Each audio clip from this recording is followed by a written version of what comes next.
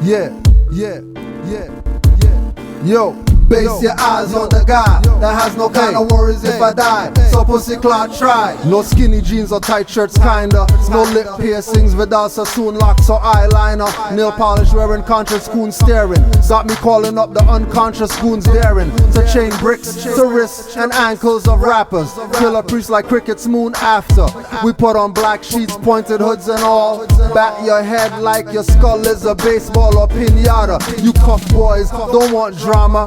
You don't want to get bit by my piranhas. Sharks that I swim with take more than legs and arms. Shango or Kali, if you're lucky, my right to bear arms is what I exercise. Cause if I call Orishas, it's a cult mixed with voodoo and Santeria. Not even was Ouija. Veil and cloak rituals close to you, but you can't see me. Looking in your face as you pass me by like Farsad. Calling spirits from the underworld and dark side. Go to the Medu Center, invoke higher, not lower heavens. Neo saw the Matrix. I see 11s, 22s, 33s and 44s on dream realms. About an alligator man and warty boars. Vampiric weapons, SO not exoteric. Barbaric pirate, but don't call me barbaric.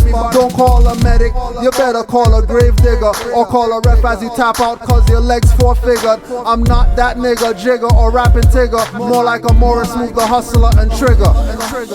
Base your eyes on the guy that has no kind of worries if I die. So pussy clot try. Base your eyes on the guy that has no kind of worries if I die. So pussy clot try. A powerful debate coming up with the Moors. You already done dealt with them. You handled them. All Reggie got to do really is go and study your damn video. You know what I'm saying? I told him, just go and study. That's right. All you got to do is study your video and then, you know, take some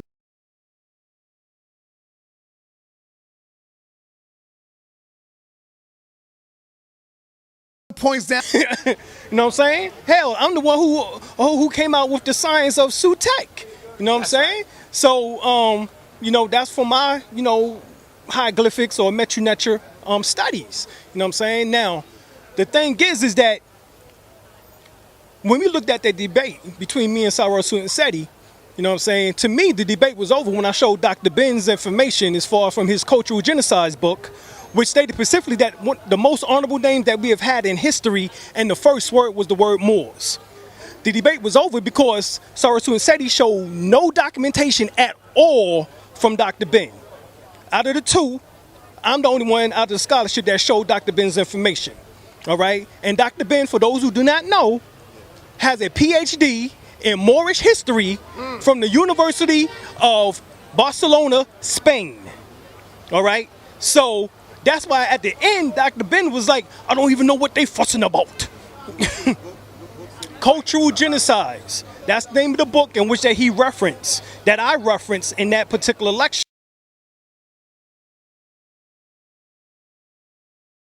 Came a time in 1506, after we lost power in Spain. The Africans ruled Spain from 711. We were calling ourselves Moors, M-A-U-E-R-S, then M-O-O-R-S. From 711 until 1485, 774 years, when we built and brought into Europe the university system, building the University of Salamanca, S-A-L-A-M-A-N-C-A in Spain, a copy of the University of Genève from ancient Ghana, which was equally a copy of the University of Sankore in Tombouctou, which the French later called Timbuktu. Now, look, if you want to read it, read Stanley Lane Poole's The Moors in Spain, written in 1887, or Alejandro Macaziza. Read his book in Spanish, The Moors in Spain. And then he could add to it. What advice would you have for our brother Reggie? You was out there with us yesterday. Yeah. Do you think Reggie got that work from the Moors? You don't think so? You think he handled it? It depends on which. I don't consider work. A whole bunch of niggas just quoting them. Let me rephrase that. I'm not calling my brother niggas because they're not. Different brothers just ganging up with a whole bunch of paperwork and reading quotes from people. And just because you have a quoting something from that you've highlighted in a book doesn't mean that source is true or even really relevant. You know what I'm saying? So when they just teamed up on him, because it's Reggie one man with a whole bunch of brothers with fezzes and combat boots on, yelling over him, and like, you know what I'm saying? Like with the mic, it was like a piece of steak with two lions with the mic. You know what I'm saying? Everybody's fighting for the mic. He didn't really get a chance. It wasn't a civil I'm not going to say not constructive. I don't think it was civil enough. I think, I'm militant. I know if I would have had that, I kept getting it, but they kept getting it back from me. And when I say I'm militant, I'm intellectual too. I'm MIA, militant, intelligent, articulate. I would have came at him with very legitimate and strong and hard questions. That's what I was trying to pose to him. Reggie was trying to do that, but he was holding back, and he's not really with the controversy, and he don't like to. He got a debate coming up, so he didn't want to. He didn't want to let it up. But there's enough knowledge and his broad scoped mind to had come up with things. And I did see him come up with it, but he kept getting overran. And that was a tactic. They came deep and they kept playing, you know what I'm saying? Pass the mic. Don't let Reggie say nothing. Pass the mic. Pass the mic. That's what I seen anyway. Give me this mic and let me hold it. All right, so my brother the general. Niggas don't touch this mic for a long time. So my brother the general. What positive advice you would give to our brother Dr. Reggie, being that, y'all both study? Get rid of the formula, the crack in their head. You already know the sovereignty shit is an exterior of the moral science temple. Go to the root of Noble Drew Ali, that original material, the Circle 7 Quran, and those, whatever the, how many questions? They got another book outside. The questionnaire. You go in there and you deal with that hypocritical shit that they, black meaning deaf. You get in the fact that they got plagiarized books, in they so-called Circle 7. And then what you do is you go to the original book, the Aquarian Gospel, and dig into what they say. Because the Circle 7 represent Jesus. These foolish arguments are really starting to bother me. But we're going to address it one more time. Okay, Levi Dowling, the European brother. We're supposed to believe that he was meditating and went into the ether plane, got the information, transcribed it, put it in his book, The Aquarian Gospel of Jesus the Christ. And that Drew Ali is a plagiarist because he was copying from Levi Dowling. Okay. Not even considering the fact that 1, he's the European. 2, he was working with the U.S. Army. 3, he was pushing the Christian agenda. Not counting any of that. Just going off of the simple fact that he's not even claiming that the information is his. That he is not the author. So how can Drew Ali be plagiarizing Levi Dowling if Levi Dowling didn't author the work? Furthermore, Noble Drew Ali never claimed that he was the author. He stated that he divinely prepared the information. So the whole plagiarism idea is just foolishness. And to top it all off, this is Sarah Seti, the general, the so-called cracker killer and down with the white man, blase, blase, blah. And he's using a European to try to discredit Prophet Noble Drew Ali, a so-called African from North Carolina. Does that make sense to you? And to top it all off, this is Sarah Seti, the general, the so-called cracker killer and down with the white man, blase, blase, blah. And he's using a European to try to discredit Prophet Noble Drew Ali, a so-called African from North Carolina. Does that make sense to you? They Christians. If you go into the Aquarian Gospel of Jesus Christ, the Circle 7 represented Jesus. It say it in there. So they undercover Christians. You see what I'm saying? They say Islam, but that's fake. They're not Muslims. Right. So why are you saying Islam if you're not a Muslim? You see what I'm saying? So all you had to do is go in there, look at the plagiarism. And then this is the killing part. They always talking about filling out paperwork, being legit, this, that, and the third. Well, they got a copyright on the Aquarian Gospel of Jesus Christ. Y'all violated that. And this is why you have, people trying to say Noble Drew Ali's Holy Quran is the Aquarian Gospel, because they're trying to diffuse that energy, right? Because as soon as you have it in your mind that, well, if he's a sovereign Moor, why is he copying European? You just shattered everything. And the last thing, Now you have to go find all these pieces that you just blew up. the last thing that Clive said, which was I think is very important, is say, study the European, Right. because he's got. I think I said this just earlier. He's got. It's all your knowledge. Yeah. So you may as well look into that stuff because it's Why all not? yours. Why not? That now. So now we're getting into the holy, or some of the holy instructions by the prophet. And this is the part of the book that is not in the Aquarian Gospel. So all these people, like the Seti people and all these people who want to make this comparison to the Holy Quran and the Aquarian Gospel, like they're relative, right? This is for the people to know that they're not relative. It's two totally different books, right? Totally different books. Out there to get, right? People who look at this from the outside, right, have a misconcept of what it is. Because what's going on inside is not what's perceived. Right? People think what's going on, what they see, right, as, well, this is what the Moors are about. And then they see that thing on TV. They think that is the perspective. Right? When that's not the perspective. That's unless you're in it, you don't even know what's going on. You're just speculating. That's just opinion. And Noble Drew Ali teaches that opinion is no proof of truth. So if opinion is no proof of truth, then opinion doesn't matter. I don't care what it is. If you say that it's your opinion, then you're entitled to that. But facts are going to trump that, right? So, and this is what I'm talking about being on the inside, right? So everybody is familiar with the Holy Quran of the Moorish Science Temple of America, right?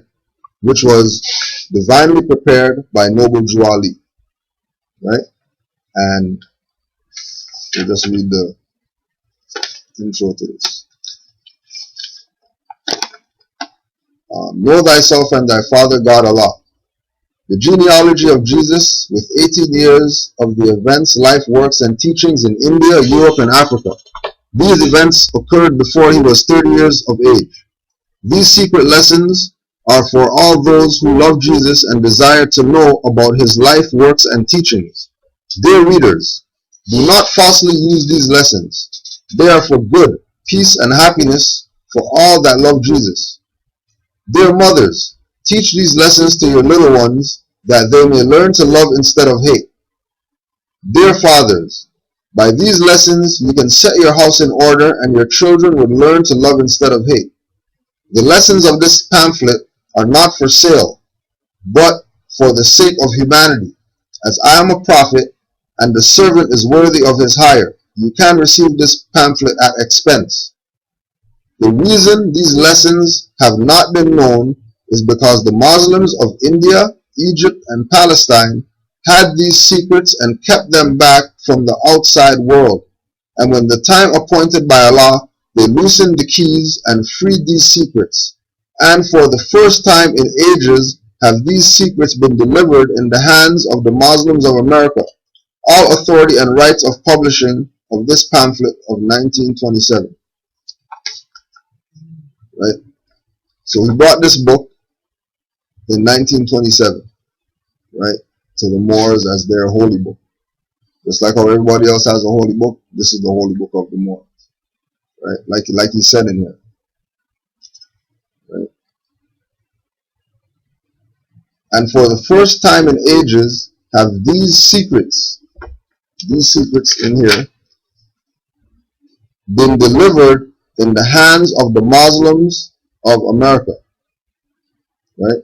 And Noble Drew Ali teaches us that we're Muslims. That's our ancient creed, right? That's been our creed.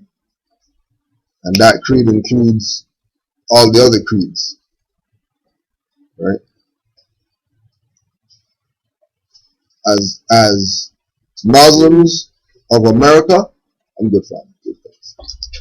As Muslims of America, we have an obligation to the Prophet, right? Like there's the actual obligation that we have to him. Now there's confusion because a European put out a book called The Aquarian Gospel of Jesus Christ. And the Aquarian Gospel of Jesus Christ is said to be the same book that Noble Drew Ali gave to the Moors. This is what the skeptics say, right? So the skeptics say, well, Noble Drew Ali has this book called the Holy Quran. And in it, he says 1927 is when he brought this. But there was this cracker, right, before Noble Drew Ali, that put out a book called the Aquarian Gospel. So Noble Drew Ali is a plagiarist because he copied this cracker, right? Now, this is what the cracker has to say about the Aquarian Gospel, right? The Aquarian Gospel of Jesus Christ. Full title, The Aquarian Age Gospel of Jesus, the Christ of the Piscean Age. Alright, we'll go back again. The Negro black color people, in order to slander Noble Drew Ali, they say he copied a cracker's book. Right? The cracker that they're talking about is Levi Dowling, who was born 1844 and died in 1911.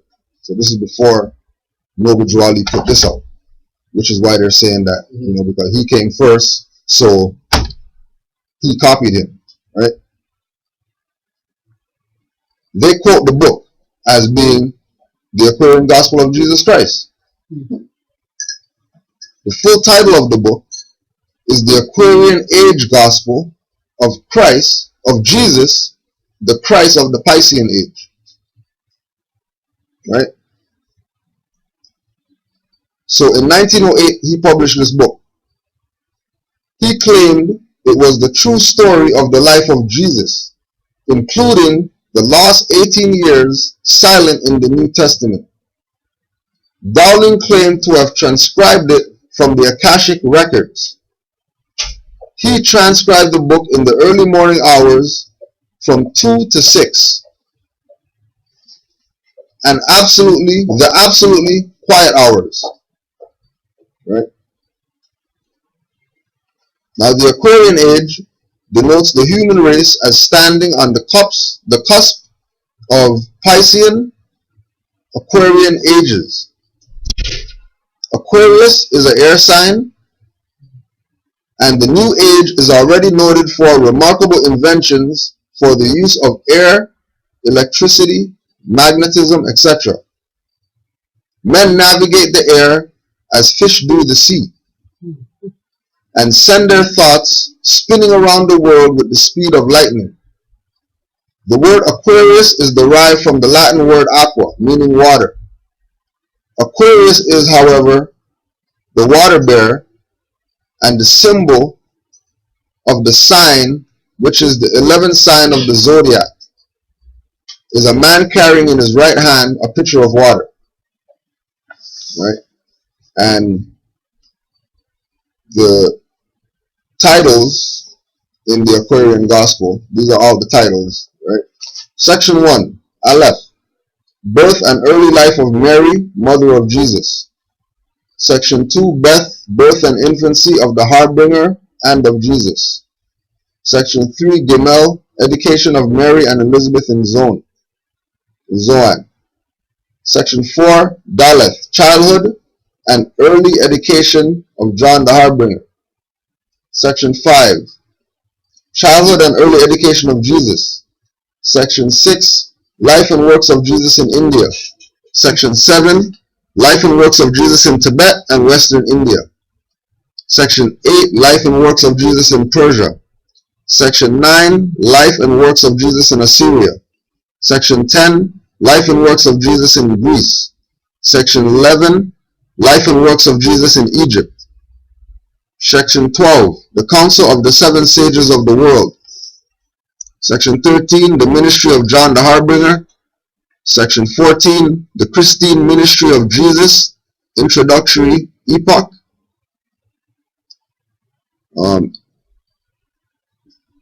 17, the first annual epoch of Christine ministry of Jesus. The second annual epoch of Christine ministry of Jesus. The third annual epoch of Christian ministry of Jesus. And it goes on and it goes on. Right? So now the Holy Quran of the Moorish Science Temple.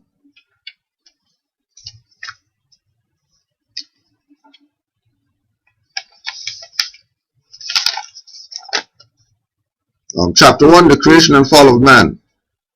Chapter 2, education of Mary and Elizabeth in Zoan, Egypt. Chapter 3, Elihu's lessons, the unity of life. Chapter 4, death and burial of Elizabeth, Matheno's lesson, the ministry of death. Chapter 5, after the feast, the homeward journey, the missing Jesus, the search for him, his parents missing him in the temple. He goes with them to Nazareth, symbolic meaning of carpenter's tools. Chapter 6, lie and life in Jesus in India among the Muslims. Chapter 7, the friendship of Jesus and Lamas. Jesus explaining Lamas the meaning of truth. So obviously there's different. Yeah. Right? One kind of talks about why Jesus like to play with Jesus. Okay. Right? Now, like Noble Drew Ali said, that he came to save the nation. Right? The Aquarian Gospel was prepared by Levi Dowling for Europeans. Because the Aquarian age is a new age concept. Right? Like it deals with the occult and astrology, astronomy, cosmology, numerology, and all these hidden sciences, right? Hidden high sciences, which in actuality is more science, right? Now, he said that he got the information, he transcribed it from the Akashic records. The Akashic records is basically like the well of intellect that every living thing is attached to, right? So if he has the power, because you have to have power to be able to transcribe from the Akashic records, right? Then that means that Levi H. Dowling is not a European, even if he might look like a European, because you're not accessing the Akashic records without melanin or carbon. You have to have it in you in order to access that, right? I remember like when I watched some pictures, what they would do, right? For them to get their greatness, they will like basically bleach or try to taint the color. Like it could be me and you, yeah, right? Yeah. It could be, yeah, he's sick. That's why I said it could be me and you, right? Yeah. But after they had to make it lighter, man, they put their image, they took our image and put their image in. So maybe before that, he was like he was like me and you, right? Basically our people, right? Right. And then they put their people in there. Their people and then in they there. say, okay, give the Caucasian. Caucasian made this Caucasian. Right. You know, right. That's really good. And things of that nature mentally aren't able to register with Negro, Black, and colored people because they're in darkness. And if you're in darkness, you can't see. Right? So being that they're in darkness, they would put out this kind of propaganda to try to it's like when they're put the fez on a European and say, well, yeah, well, look, Europeans wearing a fez, so Moors are European lovers or something, right? Or they're trying to take Europeans' culture, you know what I mean? Not being on the inside, you're not really gonna know that, right? Secondly, with regard to the Aquarian gospel is really the mysteries of the Silent Brotherhood, which is a secondary book that's attached to the Holy Quran, but that's only supposed to be in the Attic chamber of the Moorish Science Temple, right? And then the sellouts did that. Took the Holy Quran, split it in two, created a new book, and said that this is the Attic chamber version. And in order to bring you into the Attic chamber, they use the mysteries of the Silent Brotherhood lessons, right? Because I know this because I'm Attic chamber. I'm on the inside, right?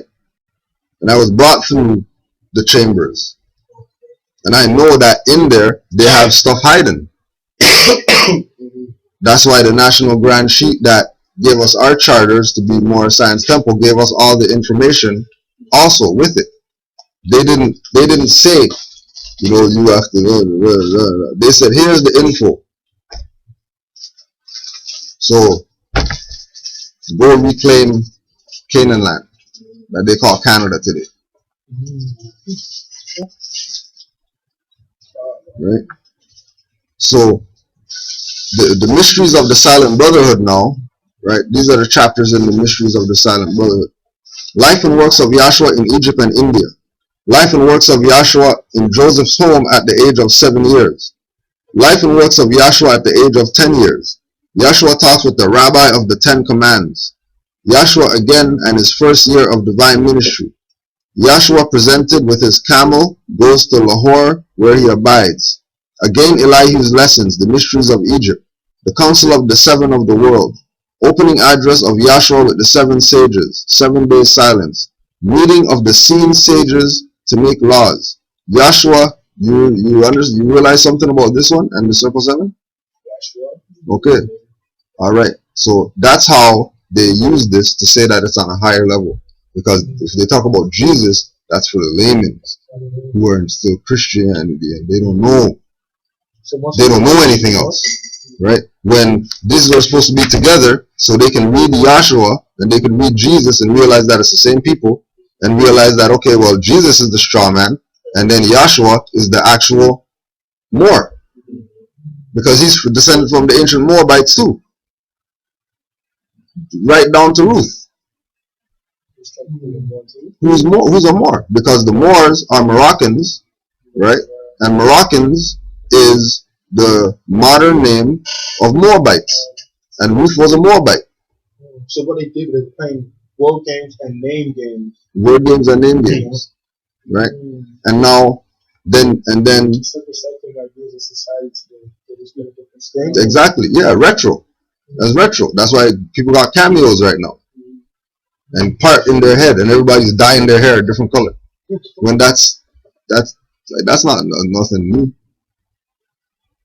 You know what I mean? That's old style. Right? All these, you know, quote unquote retro Jordans coming back up. 1 to 5, 1 to 7 or whatever. Right? Why are they bringing them back out? You know, because history repeats itself. That's common knowledge on the planet. Right? Okay, so if history repeats itself, then Negro, blacks, and colored people are going to be enslaved again then. If history repeats itself. Unfortunately, yeah. That's Okay. what I'm trying to get at this whole time, and everyone calls me crazy. Right. Or, there might be a time when we come into power again, high power again, and we fall as a nation which I never want to happen again. Right? But how do we fall as a nation? Because repeating history. Now let's see what Noble Drew Ali laid out. Now also keep in mind, right, that, and this is for, you know, the people who want to say Noble Drew Ali plagiarized somebody, right? Noble Drew Ali is the prophet, the, like quote unquote the, big V in lights, prophet, right? The same prophet as all the other prophets that came, he's just in a different form. Just like we are, all those people from back then, in a different form today. Different name, different situation, different atmosphere, but we're those same people living in a different time, right? There's about 20 chapters of the Holy Quran, Circle 7, right? That's not in the Aquarian Gospel. Has nothing to do with it at all. Because the Holy Quran of the Moorish Science Temple of America was divinely prepared by the noble prophet, Drew Ali. This was prepared by him. Yeah, if Levi Dowling could go to the Akashic records and go get this, then why can't the prophet go and do that same thing? Why can't he have direct access to the Akashic records like Levi Dowling did? Why does he have to be plagiarizing? Why? How come they're not saying Levi Dowling's plagiarizing the Akashic records? Because really that's what he's doing. Because if that's the Akashic records, then that's not his stuff. He shouldn't be putting his name on it. He should put Aquarian Gospel of Jesus Christ, the Aquarian Age Gospel of Jesus, the Christ of the Piscean Age, written by the Akashic records. So how is we to expect that y'all telling the truth about the law when we see you right there violating the law? Plagiarism is a very, you know, that's an offense that can get your ass kicked out of universities and all type of shit. You could be sued for lots of motherfucking money for, you know, infringement on copyright. Look what they did with the sister that wrote The Matrix and shit. You see what I'm saying? So people put a copyright to protect their shit. So Sophia Stewart, is that right? Mm-hmm. So, you know, they violated and so she got her shit. So how is y'all taking from other people's legitimate works? That's against the law right there. That's against the law. But you say you teaching law. You see what I'm saying? So all you had to do is go to the core root information. Look at Noble Drew Ali. He got on after Marcus Garvey, went to jail.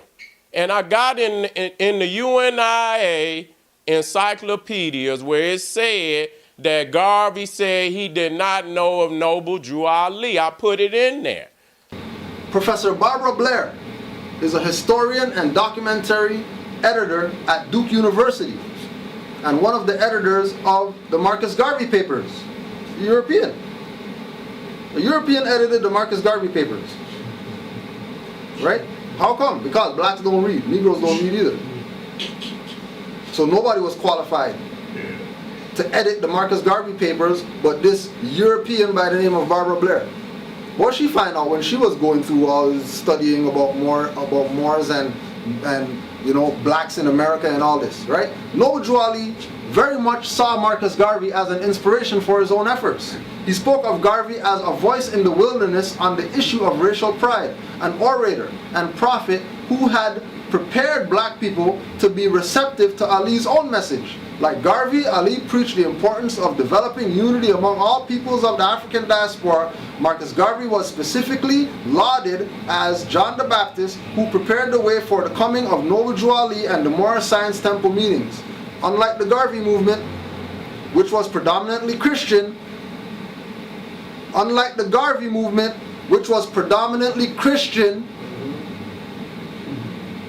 and which adopted many of the rituals of Christian worship in its meetings, Noble Drew Ali stressed his belief that all blacks, Asiatics, Turks, Arabs, Latin Americans, etc., what we today would describe as people of color, were in origin Moorish or Muslim. Barbara Blair. European. Right? Muhammad al-Salam. Black Man's Journey, once again. Right? Yet, of all such events, the most conspicuous one in my mind is the period following Daddy's last discussion on Marcus Garvey and Noble Drew Ali. I remember that during dessert that night, he told us that if it had not been for these two men, especially Marcus Garvey, the Harlem Renaissance and the general awakening of Black America around the turn of the 20th century would not have happened.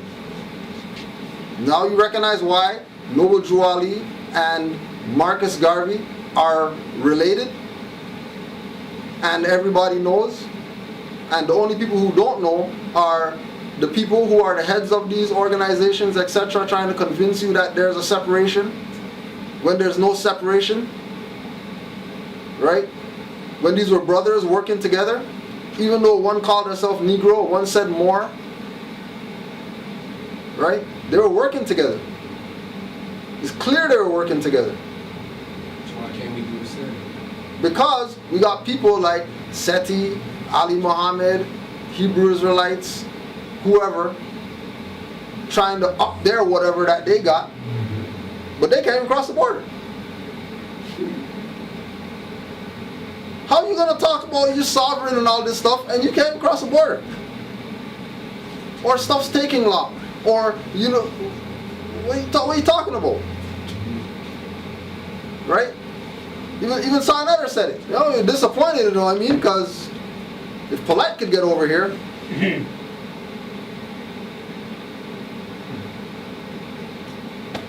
I got over there. He got over there. right?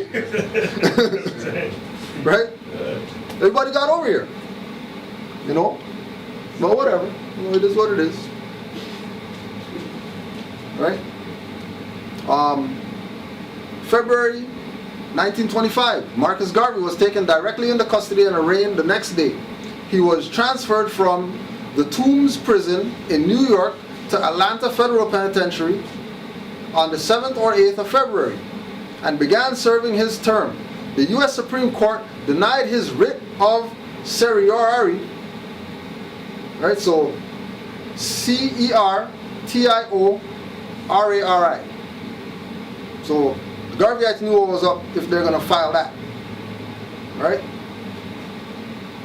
On the 23rd, 1925, basically deciding to hear further appeal of the case, right? And that's the Marcus Garvey and UNIA papers, edited by Robert Hill and Barbara Blair. Okay? Now, everybody wants to talk about the not meeting, they're not friends, they didn't know each other, or whatever. Chicago Defender newspaper, right? Founded by Robert S. Abbott, who's a brother. We talked about this Drew Ali Day, right? He put in the article. Forget about the postcard that people show and people say, oh, postcard's fake. All right, well, we got a newsprint saying that Noble Drew Ali visited Marcus Garvey. But Garveyites still ain't going to get down with this. When their brother Abbott, put it in the paper. Barbara Blair came out, dropped it, but they don't want to hear that. They hear everything else. But as soon as you start talking about connection to Noble Drew Ali, the one's not talking after that. Right? Talked about this, Carlos Cooks. Garveyite. Got a book on him and everything like that. And what did he do? Make sure that the African Legion wore fezzes. Made sure that the African Legion wore fezzes. And the African Legion is pretty much the Mufti force of the UNIA.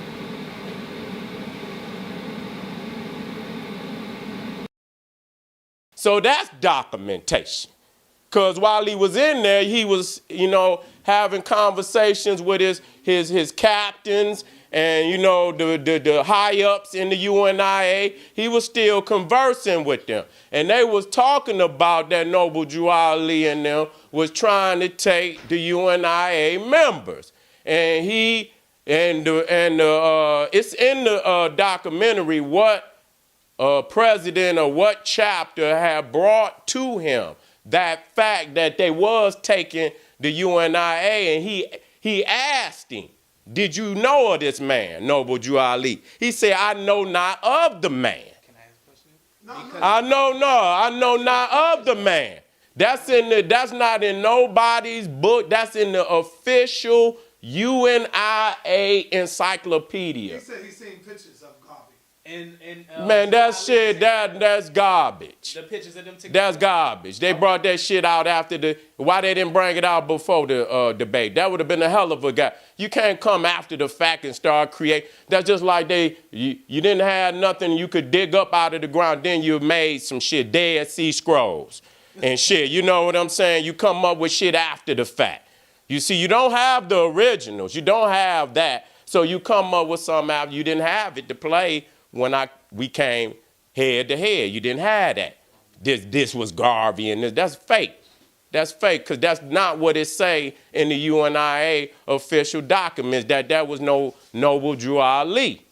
So the thing is he kept the nationalism aspect of the UNIA, but he flipped it over on that pseudo ass occult shit, because it is a cult.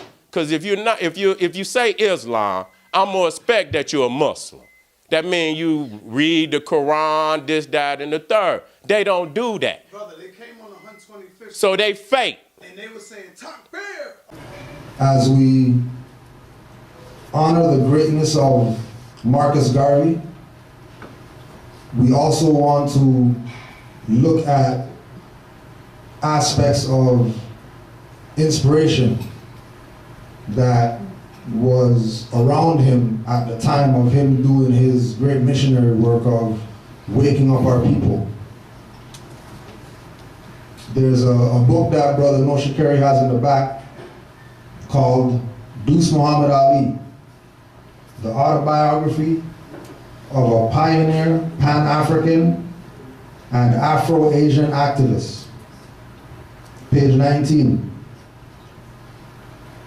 With the help of his old friend John E. Bruce, Deuce was able to earn a living as a lecturer and also by writing articles for the Negro press. Later, he was appointed as Foreign Affairs Specialist for Garvey's Negro World, for which he also reviewed books and plays. Deuce also served for a while as the Foreign Secretary to the United Negro Improvement Association and accepted a position with the UNIA as head of African affairs. Now, we don't have to speculate about Deuce Muhammad Ali, because when we check Deuce Muhammad Ali, we realize that he was very clear about his culture and who he was.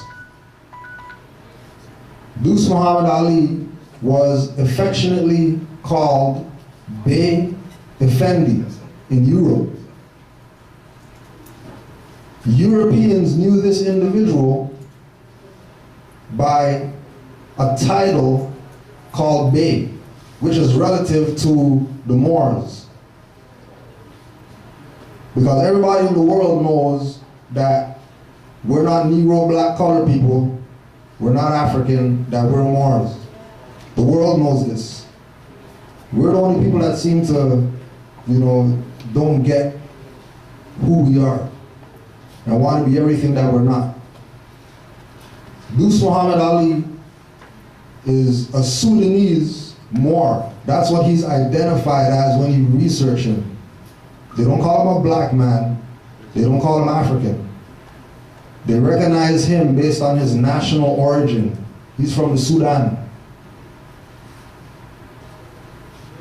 And he was recognized as a Moor. And anytime you look up Deuce Muhammad Ali, the only picture that you get is this one. There are no other pictures of him in existence. The only picture that they have of Deuce Muhammad Ali is the picture of him wearing his national headdress, the fez, which didn't come from Masons, it didn't come from Turks. This is our ancient culture. Now, when we consider that this individual was working directly with Marcus Garvey, the fact that he was working directly with Marcus Garvey and there was no argument between them or anything like that, the only argument that came was when the infiltration came. And people were trying to say that he was trying to take over the UNIA. And it's all in the same book. When Marcus Garvey made the statement about coming here and meeting, you know, all these so-called black scholars and, you know, working with them and doing all these things with people who he honored, he learned about them through Deuce Muhammad Ali. Because he was writing for Deuce Muhammad Ali's paper, the African Times and Orient Review, that sister brought up earlier. So he was directly influenced by Moors. This is not speculation, this is not assumption. If we support our own, go back there, right? Go back there, go buy the book, and then when he sells out of the book, we're gonna make him order more, and then we're gonna go buy those ones out. Because we have to know, and we have to accept the fact that the influence of Moors in the life, in the legacy of Marcus Garvey is what made him what he is, why we honor him. It might be a lot to digest, because you never considered this man. You never considered this individual as representative, because, you know, you see this and you think that this only has to do with Masons, so then you disregard anything having to do with this. Now, there's a picture that everybody knows of Marcus Garvey at the UNIA convention when the Garveyites say that Marcus Garvey was wearing, quote unquote, his uniform. And then so-called fake scholars, who we're not going to name that, but that dishonor him, W.E. Du Bois and all these people. They try to say that he stole Napoleon stuff.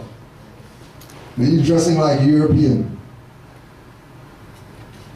But the reason why he's dressed like this is because he's honoring his ancient foremothers and forefathers, the Moors. Because this is actually an admiral outfit or uniform. The European term admiral comes from the Arabic term Amir, which are Moors. Not Africans, not black guys with ships or whatever, Moors. Because everybody knows that the Moors were the ones who had the boats, because they got all that information from Kemet when Kemet fell. Because the Moors were high priests of Kemet. Documented fact, go check. So here is the Honorable Marcus Garvey, dressed like a Moor.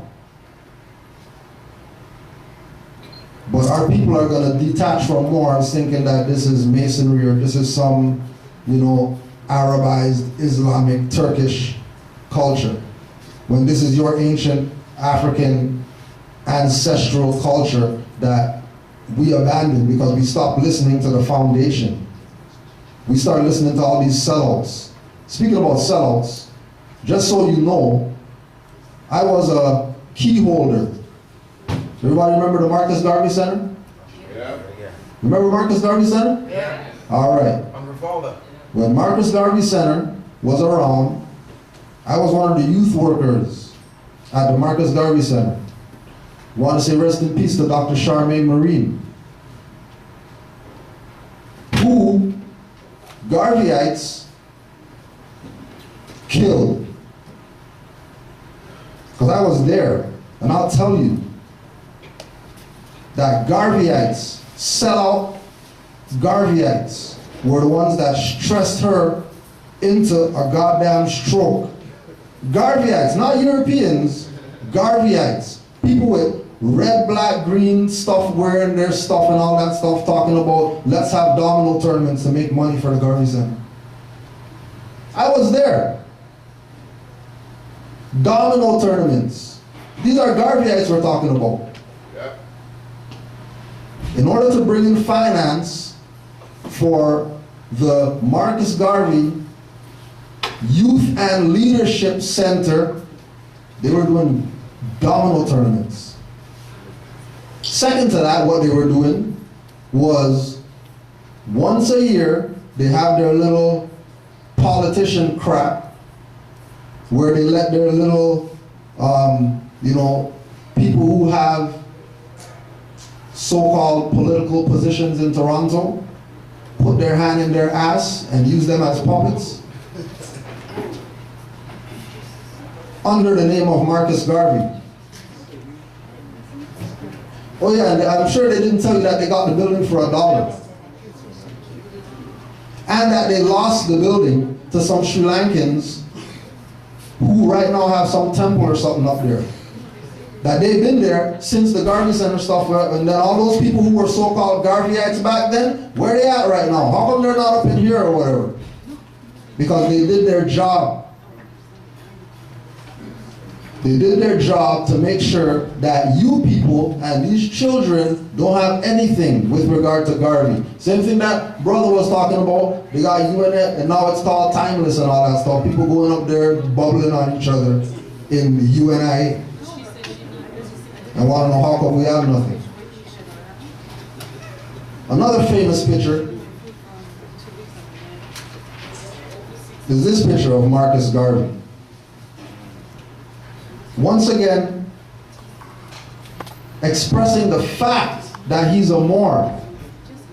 How? Why do you say that? That's just, him wearing, graduated. Graduated from what? He's an adult. What is he graduating from? Why is he dressed like this and he's an adult? What's he graduating from? He been graduated. Why is he wearing this for? Just because he feels like it? He's wearing this to show you your ancient culture. The gown is Moorish. Go check. Research the graduation gown. They'll tell you that it comes from the Moors. Research the graduation cap. They'll tell you that the graduation cap is a short version of this with a square on it. And then as you can see, right, he has his tassel and all that stuff. Because he was Moor. Yeah, he said universal Negro improvement and stuff like that, African and all that stuff, but he was talking to dumb Negroes who don't know themselves. So he had to speak to them on a level where they could understand. That's why he was able to get 500 million or whatever people, because he spoke to them on their level. Now, what happened, again, sister brought up the point that they trumped up charges on him, mail fraud, and deported him. Before he got deported though, right before he was deported, when he was in Atlanta prison, he got visited by another Moor that, they don't mention, they don't talk about. If they do talk about him, they talk about him in, this much. And, I want to give honors again to the elder for bringing up Prophet Noble Ali, because people don't bring up his name. Because he taught the people the truth about their nationality and birthrights, that they were not Negro, black, and colored people, because once you classify yourself as Negro, black, and colored, you are under the jurisdiction of whoever colonized. As soon as you say, I'm black, all right, they already have a plan for you. Because these people that we say are the enemy, they are not dealing with emotionalism. They're dealing with documented historical facts or documented historical actions that put them in the position that they're in right now. The position that they're in right now is based on, and if you want to go write this down, research it so you can know what these people are doing to you. Spanish Inquisition, which was Europeans kicking the Moors out of Europe. Right, again, Europeans, Moors again. The doctrine of discovery, which Pope Francis just recently, going around the world, Pope Francis just came out and said, doctrine of discovery, anybody who's following that, your position is dissolved right now. This is the Pope, who is all these so-called colonist people's leader. He just went to Philadelphia, Independence Hall, and talked about human rights and how people have human rights and we have to respect people's human rights and all this stuff. This is the Pope. Don't forget, all the Rastafarians, don't forget, we already know Pope kissed the ring of His Imperial Majesty. We know Pope kissed the ring. So we know that the Pope is subordinate when it comes to Asiatic people. He is not some superior to us. The Queen, we know that the Queen is the one that said, we're going to stop calling these people Moors in Europe. We're going to start calling them black. And then we bought into that. But we're not supposed to listen to the enemy. Why are we listening to the enemy and have the enemy renaming us and stuff like that? So Drew Ali went to go visit Marcus Garvey in 1927 in Atlanta prison. There's an article that you're going to find online from the Chicago Defender newspaper, a paper that was founded by a brother who was a member of the Moorish Science Temple of America during Noble Drew Ali's time, and he reported on everything relative to Moors in Chicago. Chicago Defender. November 19th, 1927. Noble Drew Ali returns after a long visit south. Noble Drew Ali, prophet and founder and head of the Moorish National Divine Movement, has returned to the city after an extended visit in the south. Prophet Ali motored from Chicago to Atlanta, where he spent a few hours visiting Marcus Garvey in the federal prison. Mr. Garvey was very much pleased with the splendid, uplifting work being done by the Moorish Divine Movement. That's for all those people who want to put out in their lectures or whatever like that, that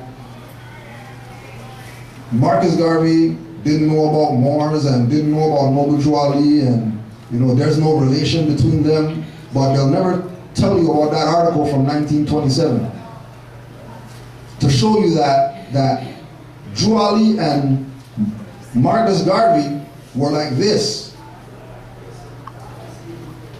There was no separation. There was unity amongst them.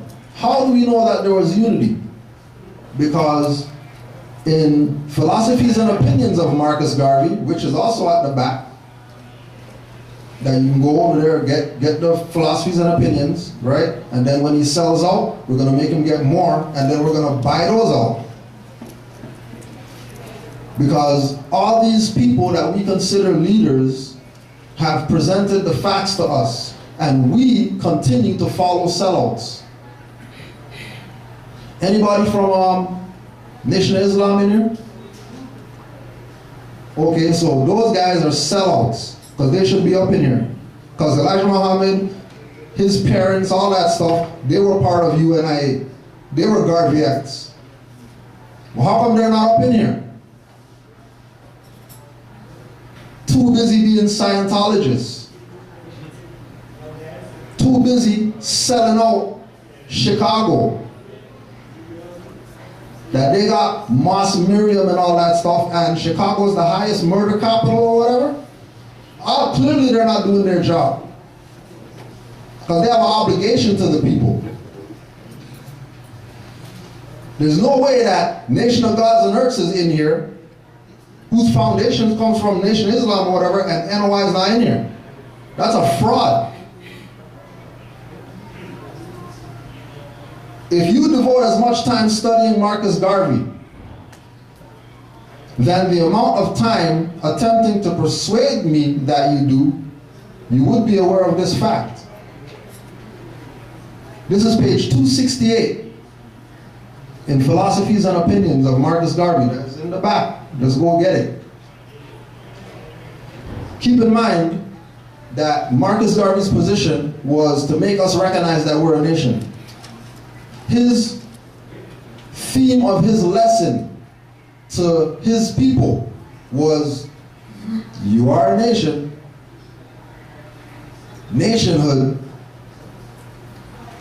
Always, you know, in this arena, in this concept, that nation is what it's about for us. But he did something after they deported him, and he wrote a letter to the Garveyites with regard to his application for a pardon. He wrote a letter from prison for the Garveyites that they don't even talk about the message that was in that letter. But we're going to talk about that right now so you can have a clear perspective as to what Marcus Garvey wanted you to do and what he wanted you to connect yourself to if we're going to be doing something worth doing something. All right, so quickly, page 268. Thomas Jefferson might not be worthless when the measure of their tears shall be full, when their groans shall have involved heaven itself in darkness. Doubtless a God of justice will awaken to their distress, and by diffusing light and liberality among their oppressors, or at length by his exterminating thunder, manifest his attention to the things of this world, and that they are not left to the guidance of a blind fatality. Because the Negro is not happy and will never be happy until he is restored to his own nationality. Because the Negro is not happy and will never be happy until he is restored to his own nationality. Our nationality is not black, our nationality is not Negro, not colored, and we're not Africans, because Africa is a continent and people do not come from continents. Our nationality as dark-skinned people is Moors.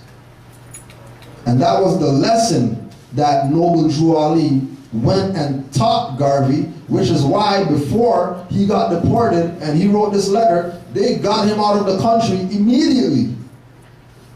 Because if word got out to these 50 million people that they're not Negro, black, colored people, they're actually Moors, that's when the real revolution would start.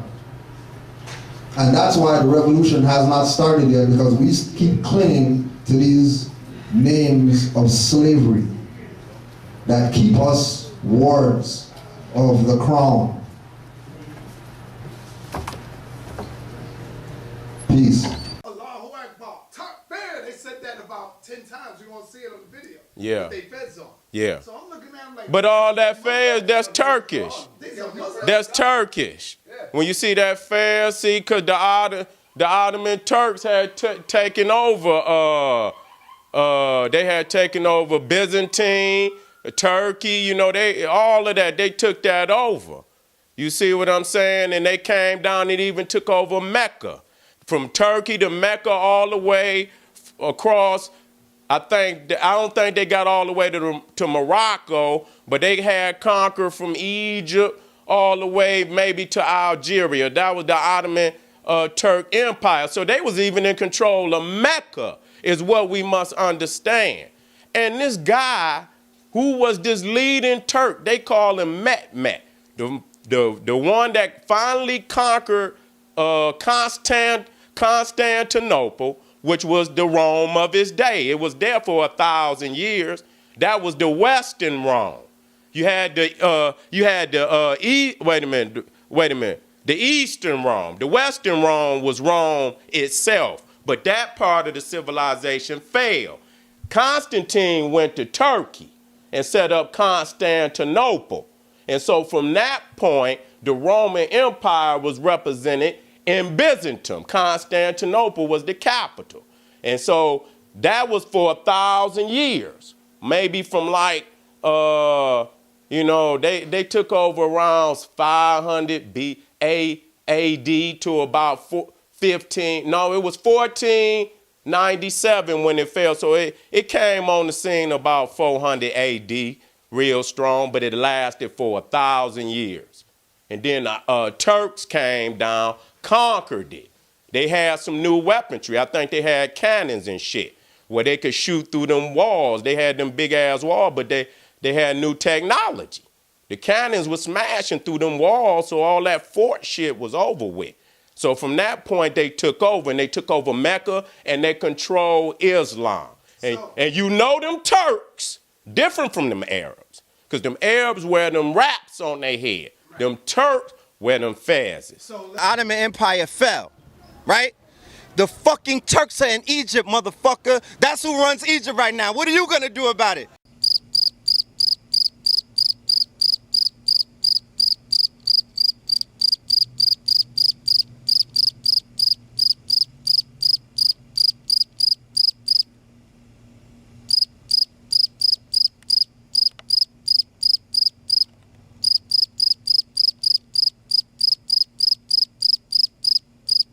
Right? So, this is chapter Holy Instruction and Warning for All Young Men. So, you come to the temple, right? You get your Holy Quran, you get your Moorish literature, you get your 101 questionnaire, you get your blah blah blah. And you're coming to temple class, and you're coming to class and studying, and we get to here, right? And then this is what is supposed to be taken home, right? Because everything can't be taught on the temple floor, and you're still gonna have to do your due diligence, like even if we're at Asbury Park Temple. And nature's our grand sheikh, and we know that he's adept in the Holy Quran, and he studies it back to front, and he knows everything, and he can recite it, from memory. We still have to go home and do our homework, right? And going home and doing the homework is where, just like regular school, you go home and you study what you studied today in class, so that you keep it sharp. You're not gonna go home and play video games. You might do that after you do your homework. But you're not just going home and, games. You want to catch it while it's still in your mind, while you still remember the formula or whatever. 10 days later trying to bring up a formula, it doesn't work. So holy instructions and warning for all young men. Beware, young man. Beware of all the allurements of wantonness. And let not the harlot tempt thee to excess in her delights. The madness of desire shall defeat its own pursuits. From the blindness of its rage thou shalt rush upon destruction. Therefore give not up thy heart to her sweet enticements, neither suffer thy soul to be enslaved by her enchanting delusions. The fountain of health, which must supply the stream of pleasure, shall quickly be dried up, and every spring of joy shall be exhausted. In the prime of thy life, old age shall overtake thee.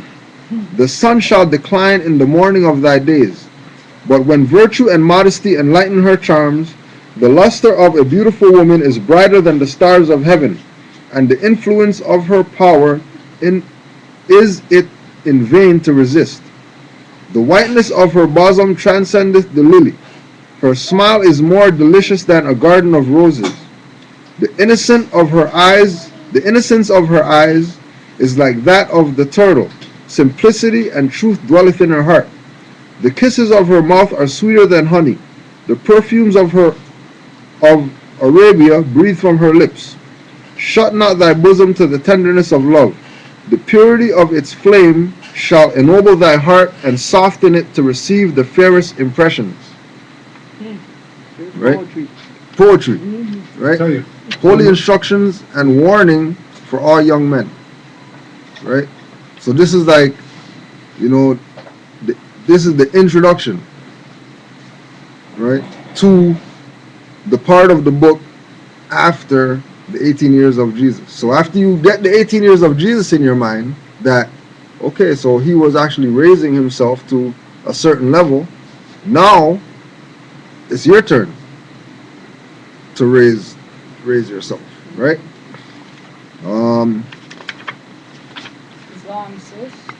Islam says, how you doing? Right? Chapter 24. The obedience of children toward their father. Right? So this is why we're saying, this is take home. This is the homework. Right? From the secrets of Allah, let man learn wisdom and apply to himself the instruction they give. Go to the desert, my son. Observe the young stork of the wilderness. Let him speak to thy heart. He beareth on his wings his aged sire. He lodgeth him in safety, and supplieth him with food. The piety of a child is sweeter than the incense of Persia offering to the sun, yea, more delicious than odors wafted from the field of Arabian spices of the western gales. Be grateful to thy father, for he gave thee life, and to thy mother, for she sustained thee. Hear the words of his mouth, for they are spoken for thy good. Give ear to his admonition, for it proceedeth from love. He hath watched for thy welfare. He hath toiled for thy ease. Do honor therefore to his age, and let not his gray hairs be treated with irreverence. Forget not thy helpless infancy, nor the forwardness of thy youth, and indulge the infirmities of thy aged parents. Assist and support them in the decline of life. So shall their hoary heads go down to the grave in peace, and thine own children, in reverence of thy example, shall repay thy piety with filial love. Islam, right? So and this is like when we were talking about earlier, when we were talking about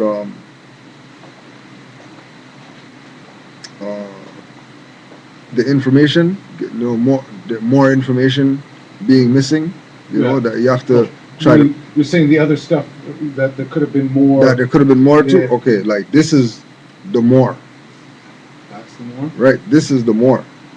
Right, because when you go into all the literature, right, Nobujwali tells the Moors that a good Moorish leader is supposed to study his Holy Quran and his divine constitution and bylaws. That's it. That's it. Right? The Holy Quran and the divine constitution and bylaws. Right? In studying the Holy Quran, you're going to get the Jesus lessons, then you're going to get the divine warnings by the Prophet, and then you're going to get like the instructions. Right? Because all the instructions are what we're supposed to be using to instruct the young people to not be wayward, as well as to show us how to live. Right? You know, because I think these are activating spells. Right, it's spells. Right? That's why we were calling the class the Aquarian Gospel Ghost Spell. The spell of the ghosts, the duppies, trying to get your mind into all right, and the actual divinely prepared literature by your prophet, right? That has nothing to do with these guys' ghost spells. That people are trying to say, oh yeah, the ghost spells are connected to the divinely prepared lessons by the prophet. What is all this? Wherever it is, wherever the hand of God comes, they always try to put theirs on top and slightly change it. Right, right. Have you thinking that, white hand coming out of the clouds, And just shifting it a bit. Yeah. Right? That's what their job is. And that's what they have to do, right? Because it's still based on the truth, right? It's still Exactly. the hand but it's our hand. Exactly. All right. Chapter 24. Chapter 26. Holy instructions of unity. Right? Holy instructions of unity. Now this is for Moors who make statements like the Moors need to unite. Okay. The Moors have to be more united. How come the Moors can't unite? How come the Moors are always, arguing with each other about what's right, what's wrong, blah, blah, blah, when we already have unity? If you proclaim your nationality, okay, so that's unity. Because obviously if you proclaim your nationality, that means you're part of a nation. And a nation would not exist if there's unity, if there's no unity. You can still have traitors in that nation. Oh, they're not part of the nation then. If they're traitors, they have nothing to do with the nation. Yourself that there's more than one out there who's true to the nation. Yeah, right. And again, just like you're saying, as soon as they pull that traitor card or whatever, recognize that that's not your brother or your sister. That's your enemy. Stop playing around with them about, well, why don't we just meet with them to see if, we can maybe bring them up. They have a position already. We have many others that we have to right? save, so. And it's always, the good Moors that want to go that route. It's always the Moors that should know better that want to go unite with some sellout agent, provocateur, who they know he's a sellout agent or she's a sellout agent, provocateur. And their only purpose is to destabilize the movement, which is the disunity, because we're stabilized. We have a flag that's recognized all across the world. You hold up the Moroccan flag, nobody can tell you they don't know what that is. Everybody knows what that flag is across the world.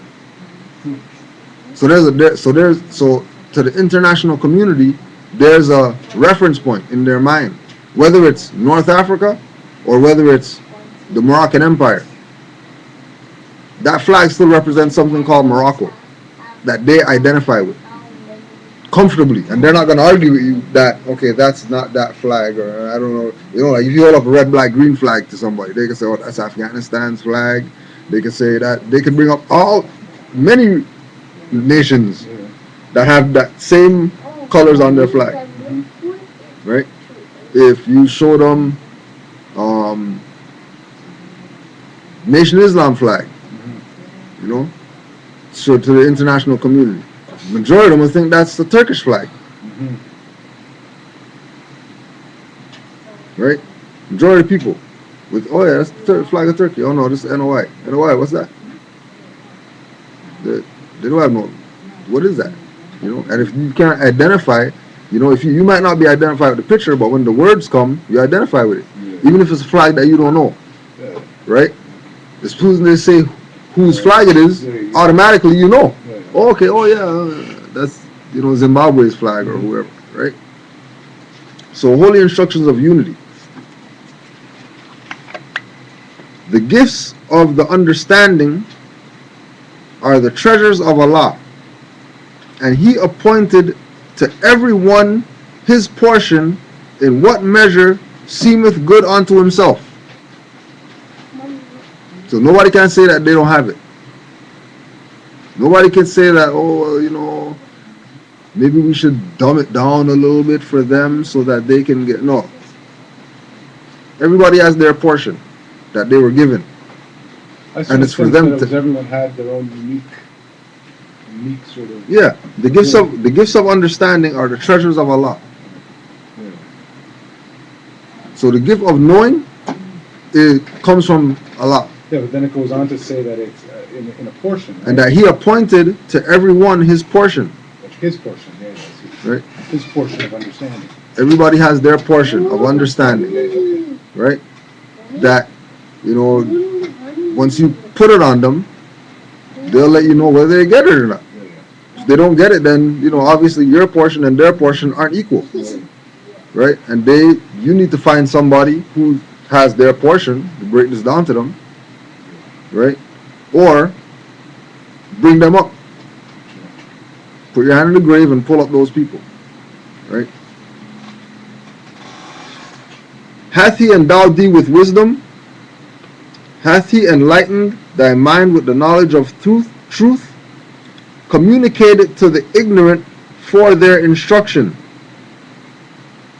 Communicate it to the wise for thine own improvement.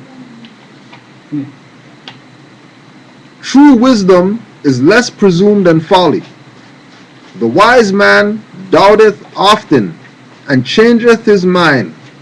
The fool is obstinate, and doubteth not. He knoweth all things but his own ignorance.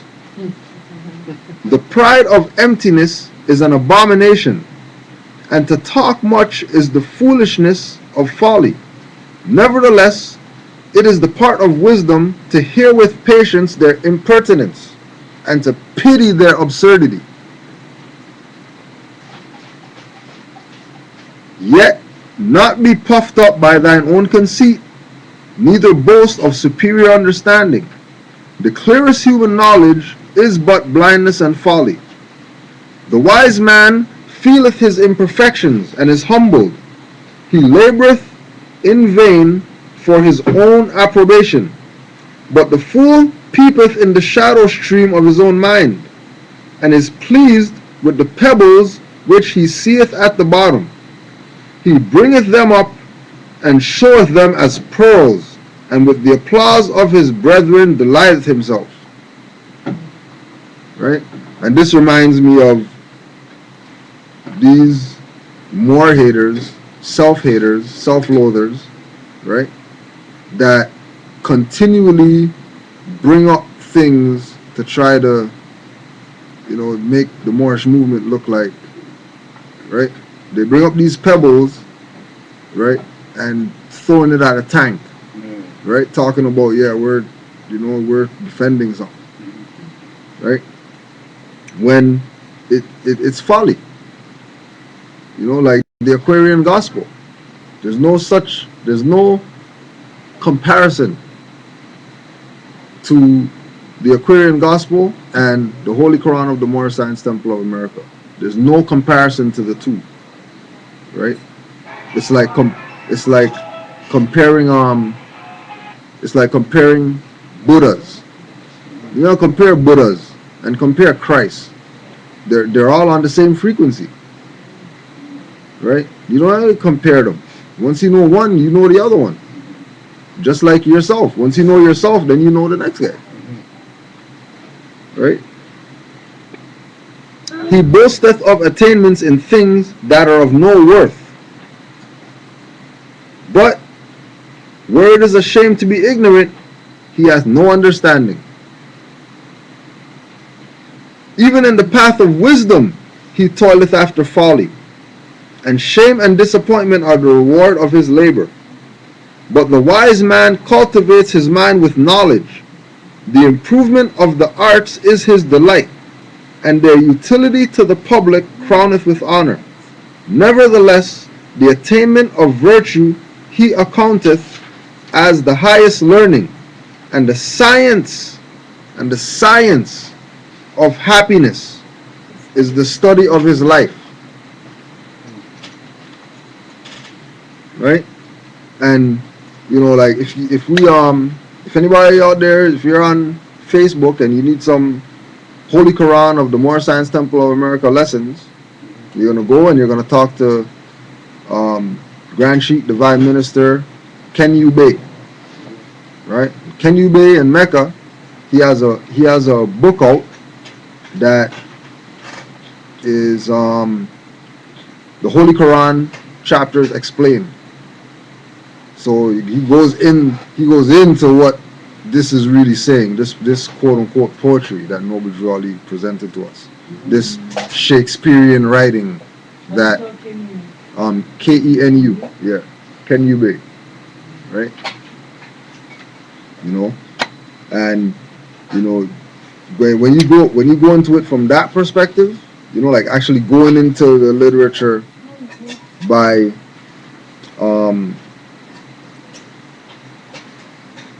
by cultivating the mind with knowledge, by recognizing that, you know, the gifts of the understandings are treasures of Allah, and He appointed to everyone his portion.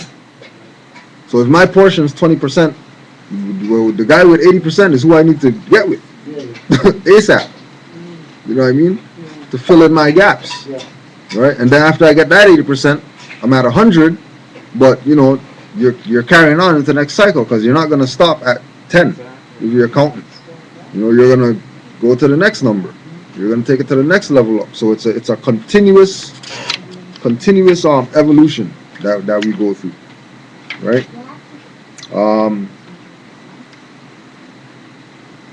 Chapter 30.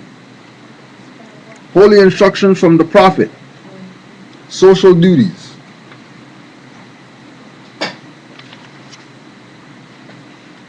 Social duties. When thou considerest thy wants, when thou beholdest thy imperfections, acknowledge his goodness, O son of humanity, who honored thee with humanity, endowed thee with speech, and placed thee in society to receive and confer reciprocal helps and mutual obligations, protections from injuries, thy enjoyments of the comforts and the pleasures of life. All these thou owest to the assistance of others, and couldst not enjoy but in the bands of society. It is thy duty, therefore, to be a friend to mankind, as it is thy interest that man should be friendly to thee. As the rose breatheth sweetness from its own nature, so the heart of a benevolent man produceth good works. He enjoyeth the ease and tranquillity of his own breast, and rejoiceth in the happiness and prosperity of his neighbor. He openeth not his ear unto slander. The faults and the failings of men give a pain to his heart. His desire is to do good, and he researcheth out the occasions thereof. In removing the oppression of another, he relieveth himself. From the largeness of his mind, he comprehendeth in his wishes the happiness of all men, and from the generosity of his heart, he endeavoreth to promote it. Is it social duties? Yeah, that was social duties, right? Good advice. Yeah, right? Very good advice.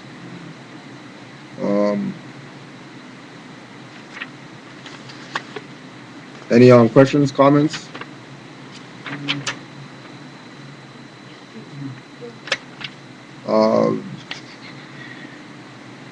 Chapter 36.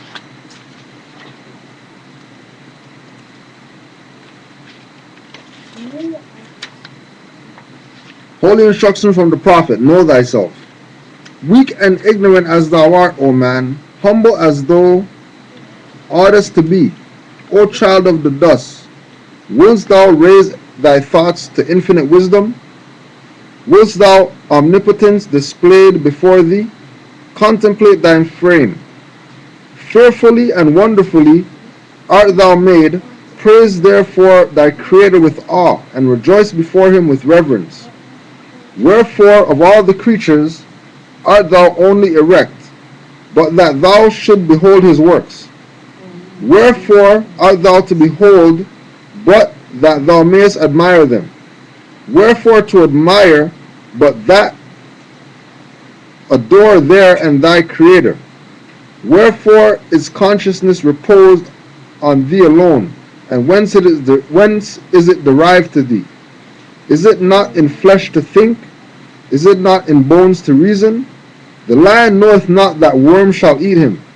The ox perceiveth not that he is fed for slaughter. Something is added to thee, unlike to what thou seest. Something informs the clay.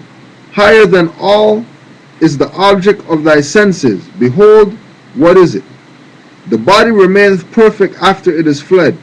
Therefore, it is no part of it. It is immaterial. Therefore, it is eternal. It is free to act. Therefore, it is accountable for its actions. Knoweth the ass to use for food, because his teeth mow down the herbage? Or standeth the crocodile erect, although his backbone is as straight as thine? Allah formed thee as he formed these. After them all wert thou created. Superiority and command were given thee over all, and his own breath did he communicate to thee the principle of knowledge.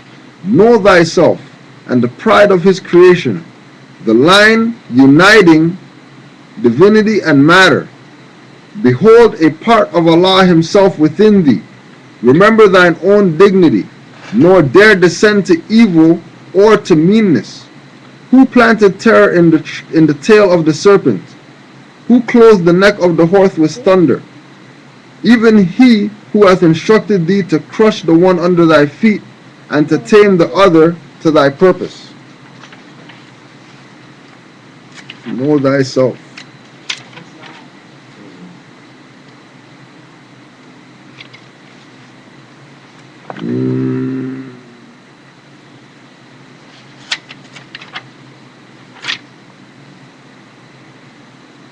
Chapter, so after the holy instructions now, it goes into like another part now of the book, where, so the instructions are over, and now we're getting a history lesson, if you will, right?